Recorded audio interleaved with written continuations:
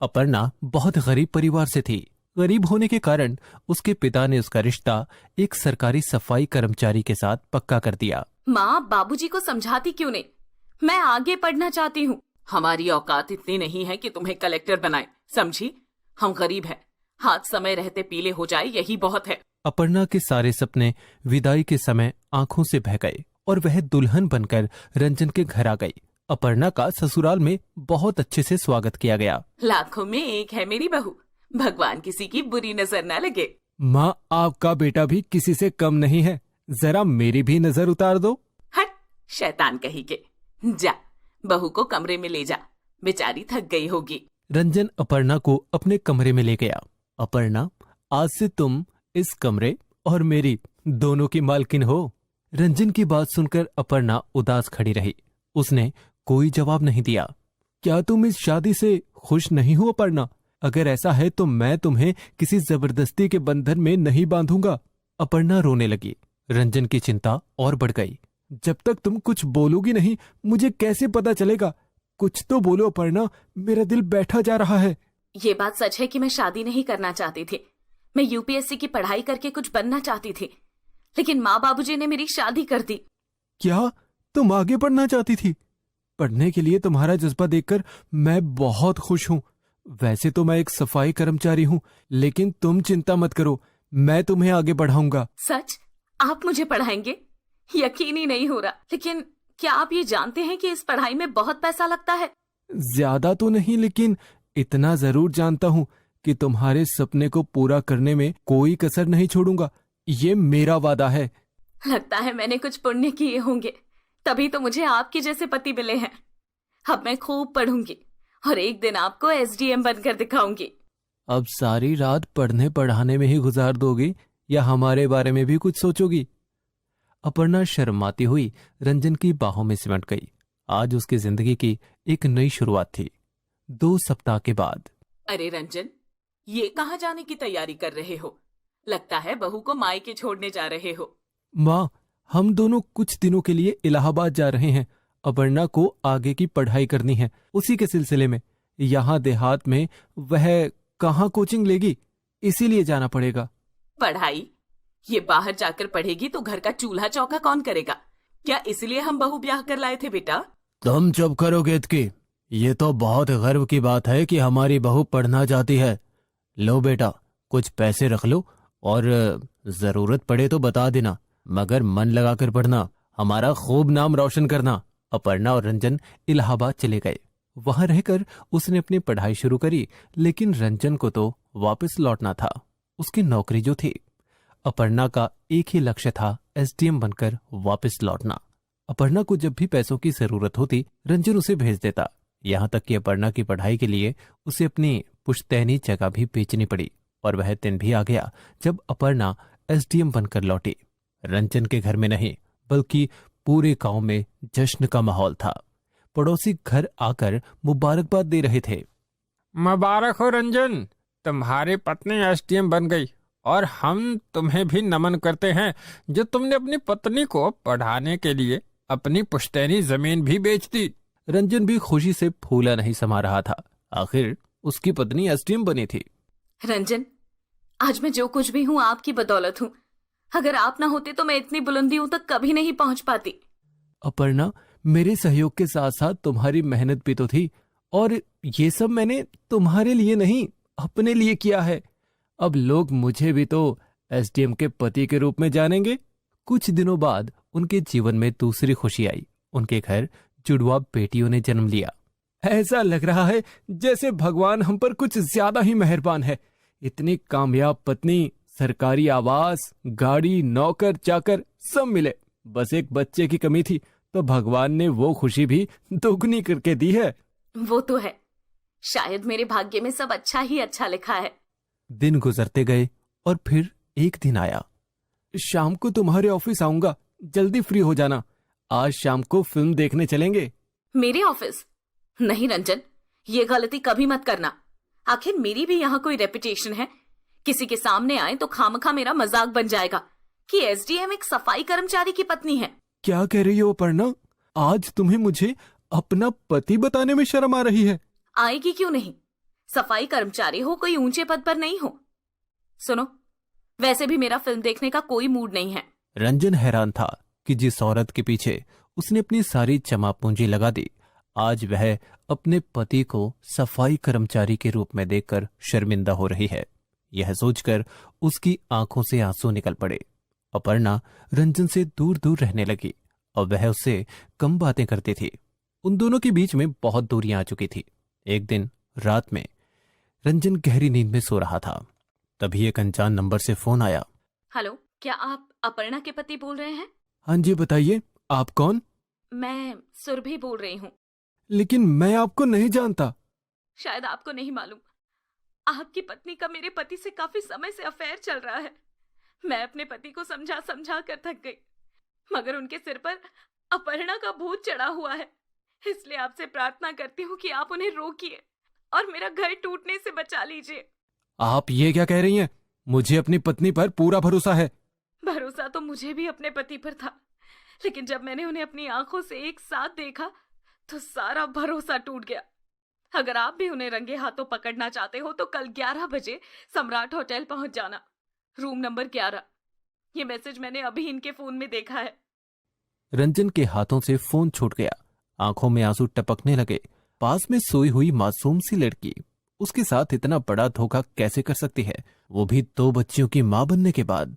रंजन सोचने लगा, नहीं नहीं, अभी कुछ कहना सही नहीं होगा, नहीं तो ये चौकन्नी हो जाएगी। अगले दिन वह बताए गए होटल में पहुंच गया, जहां अपर्णा कार्तिक की बाहों में लेटी हुई थी।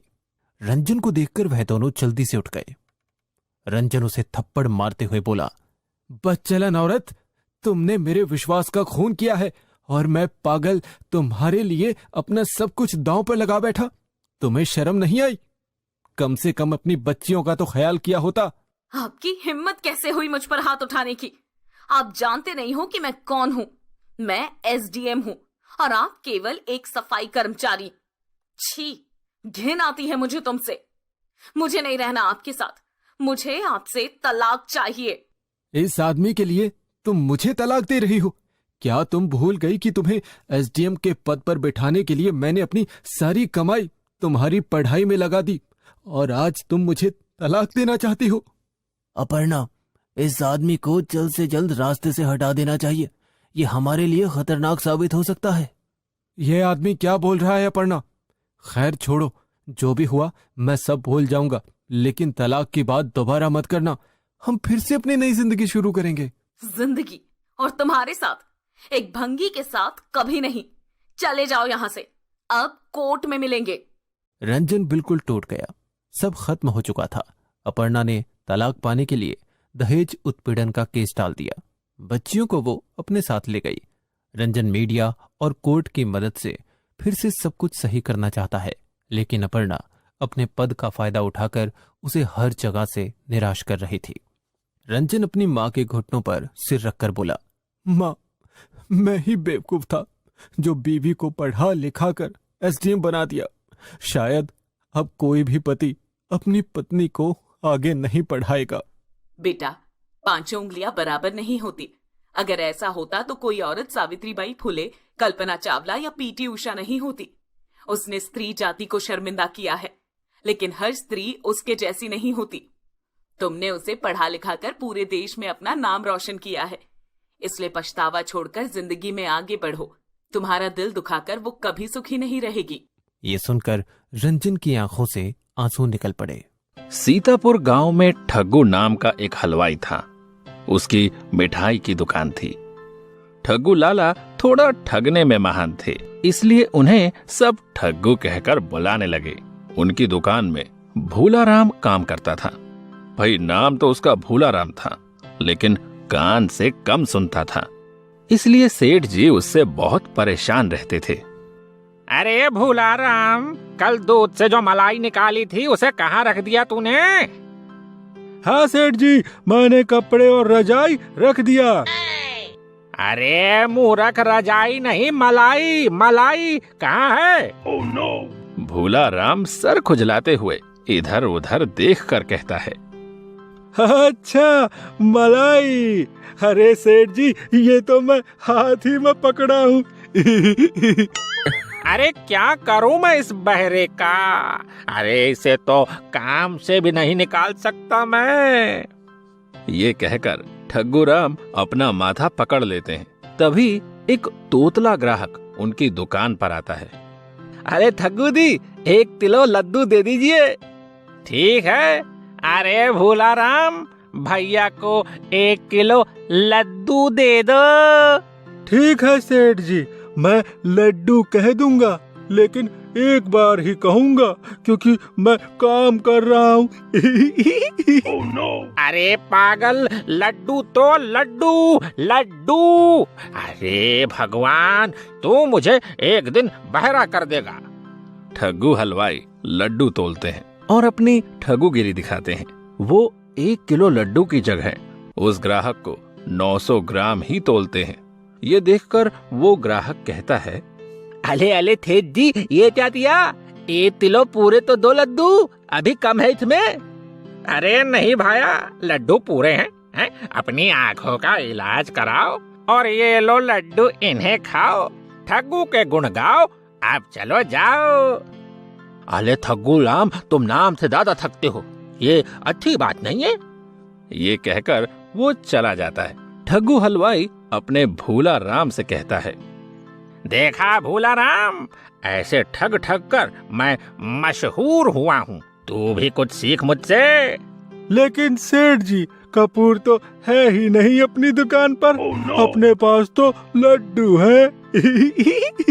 ठग्गू भूला राम की बात सुनकर अपना माथा पकड़कर कहता है, अरे किस मनहूस घड़ी में मैंने इसे रखा था। ऐसे ही सेठ जी और भूला राम में नोक झोंक चलती रही। ठग्गू राम जी इतने मशहूर हुए कि उनके लड्डू बच्चे बच्चे की जुबान पर छा गए। एक बार की बात है, 2 चोर ठग्गू की दुकान लड्डू लेने आए। उस समय सेठ जी दुकान पर बैठे थे। अरे सुन छोटे, ये सेठ बहुत माल कमा रहा है लड्डू बेच बेच कर, और ये ठगता भी बहुत है लोगों को। अरे आज इसका सारा माल साफ करना है, समझाना। ठीक है भाई, इस समय सेठ सो रहा है और अकेला भी है, यही मौका सही है भाई। शाम का समय हो रहा था। वो दोनों ठग्गू की दुकान पर जाते हैं और कहते हैं, ठग्गू लाला जी, 20 किलो लड्डू तोल दो, बहुत जरूरी है। ठग्गू राम मन में सोचते हैं, अरे आज तो मौका अच्छा लगा है, आज तो ठगने की सारी सीमाएं तोड़ दूंगा मैं। ये कहकर वो अपने भूला राम को आवाज लगाते हैं, भूला राम, ओ भूला राम, अरे जल्दी बाहर आ। और भूला राम अपना सिर खुजलाते हुए बाहर आता है।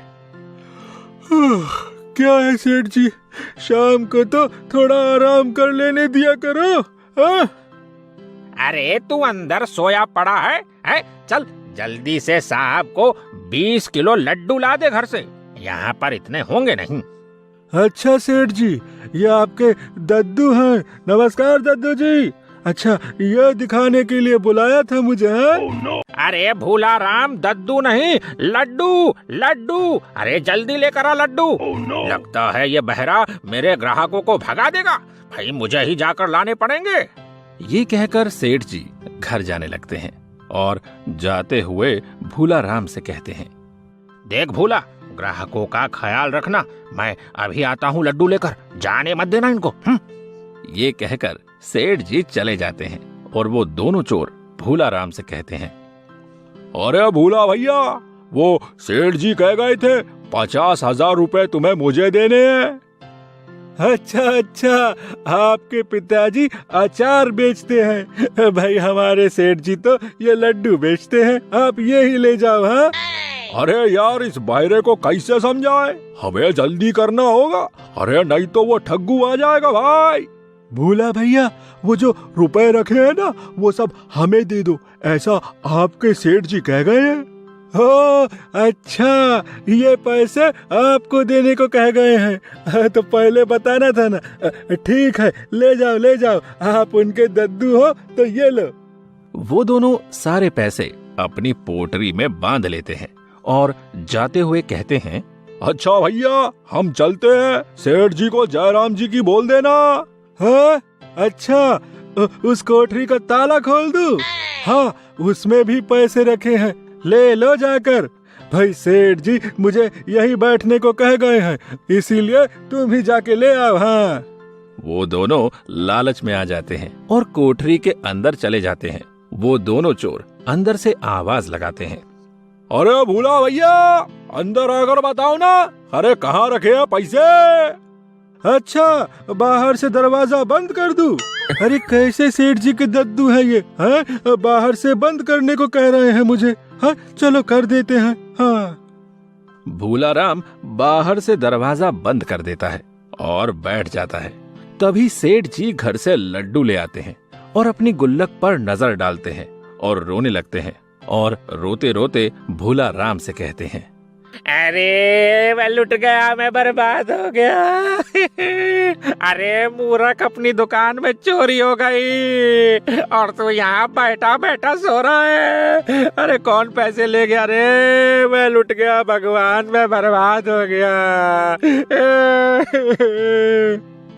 अरे रोइए मत सेठ जी, आपके दद्दू अभी मरे नहीं हैं, वो तो अंदर बैठे हैं और बाहर से उन्होंने दरवाजा बंद करा दिया है। सेठ जी जल्दी जल्दी दरवाजा खोलते हैं और उन दोनों चोरों को पकड़ लेते हैं और उनकी खूब पिटाई करते हैं। ठग्गूराम अपने भूलाराम को गले लगाकर कहते हैं, अरे आज तेरे बहरेपन ने मुझे बचा लिया रे, तू मेरा सच्चा नौकर है भूलाराम। अरे ये क्या बात हुई सेठ जी, ये दोनों जब आपके बच्चे थे तो आपने इन्हें उस समय दद्दू क्यों कहा और अब इन्हें मारा भी है? समझ नहीं आ रहा है कुछ। भूलाराम की बात सुनकर ठग्गू हलवाई बहुत जोर से हंसते हैं।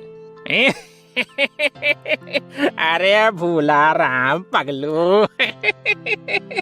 तो दोस्तों, ये कहानी आपको कैसी लगी? अरे अरे अच्छी ही लगी होगी। तो ऐसी ही रोमांचक कहानी के लिए हमारे चैनल को सब्सक्राइब करना बिल्कुल ना भूलें। हम जल्द ही आपसे मिलेंगे एक और नई कहानी के साथ। तब तक के लिए खुश रहिए, स्वस्थ रहिए। धन्यवाद।